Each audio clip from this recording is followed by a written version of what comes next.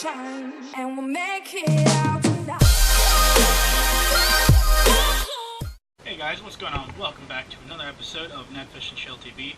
Today I'm going to be going over what baits to use and when to use them. When talking baits, I like to break them into three categories: top, middle, and bottom. This episode will be specifying on topwater. First being a topwater frog.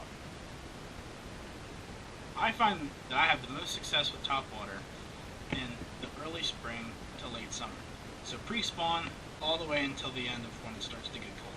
So now that you know the time period in which you want to be using topwater, now you may be wondering, where do I use topwater?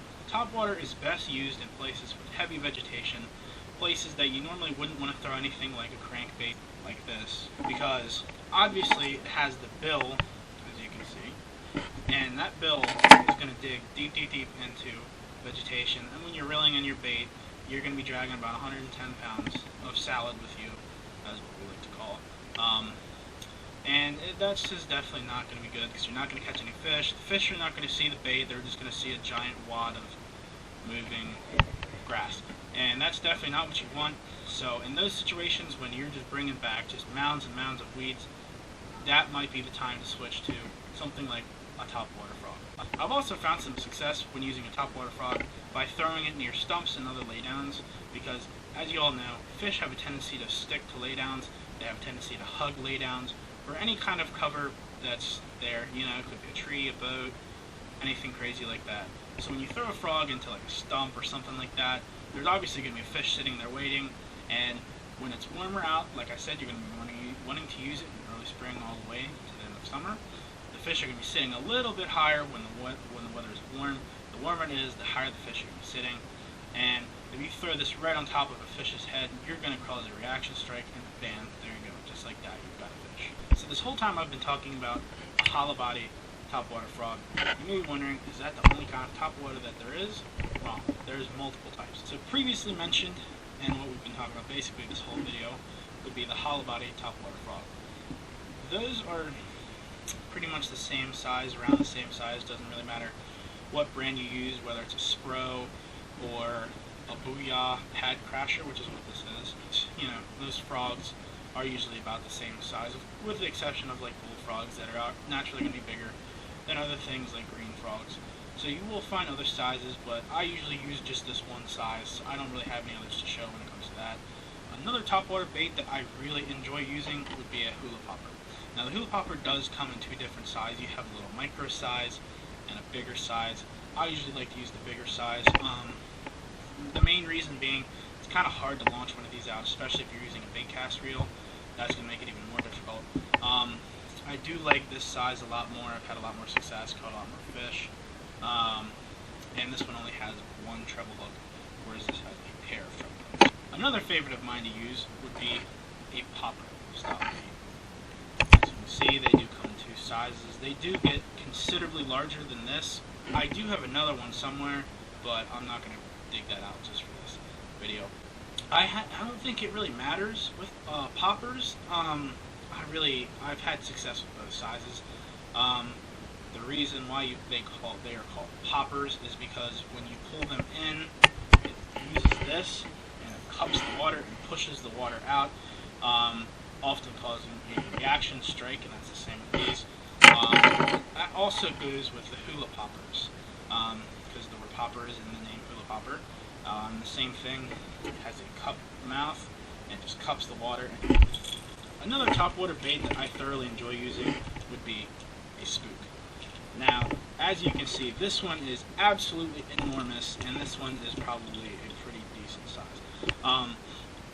These sizes are usually the usual. They do make them a little bit smaller than this one, but this is about the average size. This is a little bit of a freak of nature. This is more for just the average everyday fisherman, and this is a Strike King Sexy Shad, and this is a walking style bait similar to a topwater frog. And what you do is you just twitch the bait and it makes it walk like this side to side, which is where it gets the name Walking the Dog. And you work both of these the same. This is a head and super spook. And as I said, this is a Sexy Shad from Strike King. And These are really, really, really good baits. You're definitely going to work these a lot slower than you would the other topwater. Most topwater, I usually just burn them in and just get the fish off of when I'm just burning them in. These are if you want to slow down, if the fish are not liking the extremely fast presentations. And like I said, you just twitch the bait and you just walk side to side. And I usually like to twitch the bait and then pause and then twitch it again, because usually fish will take on the pause. That's when I found the fish takes the strike the most. Another bait I like to use is a torpedo bait. So as I said before, you often burn in the topwaters. And when I say burn in, that means you just reel. You don't really work them very much. And this is the perfect example. The reason it's called a torpedo bait is obviously its shape, but it also has a little blade on the back here, as you can see.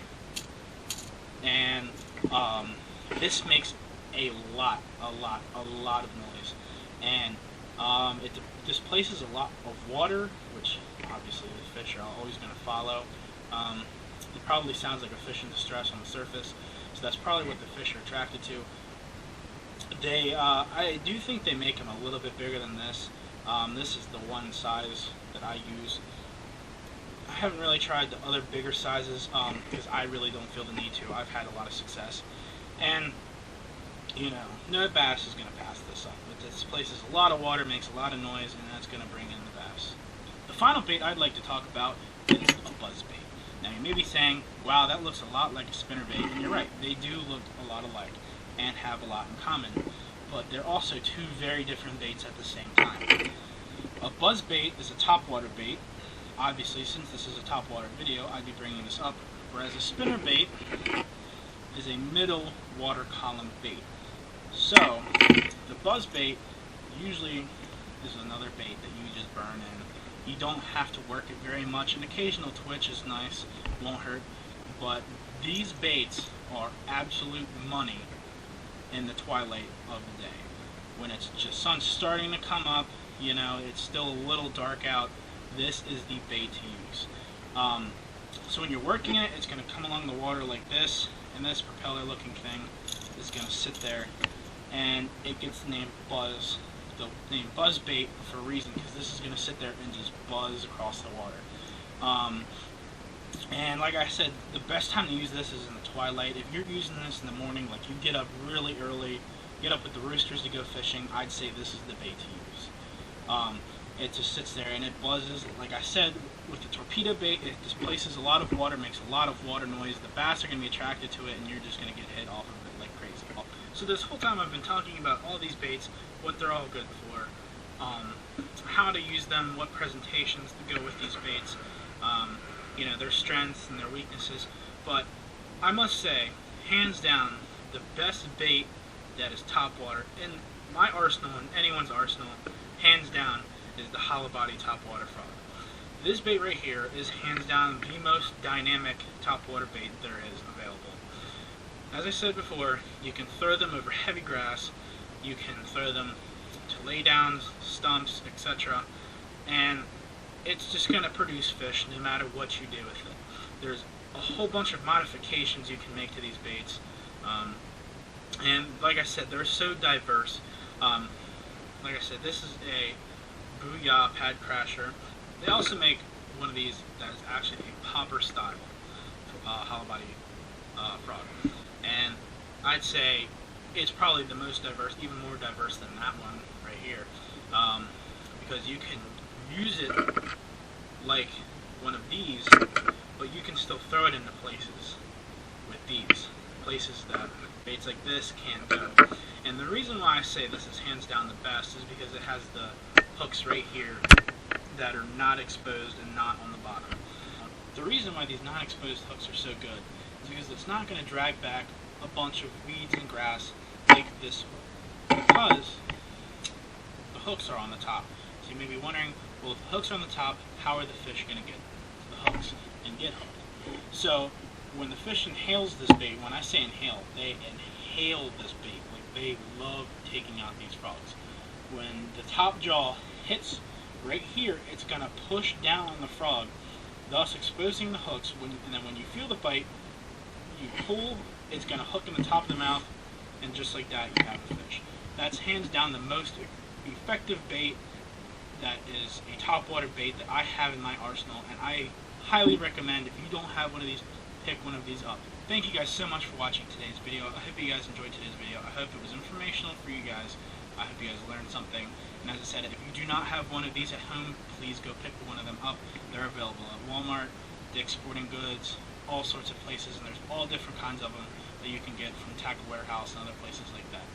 Thank you guys again for watching. Don't forget to like, favorite, and subscribe. And catch you next time on the next episode of Net Fish and Chill TV. See ya. Are we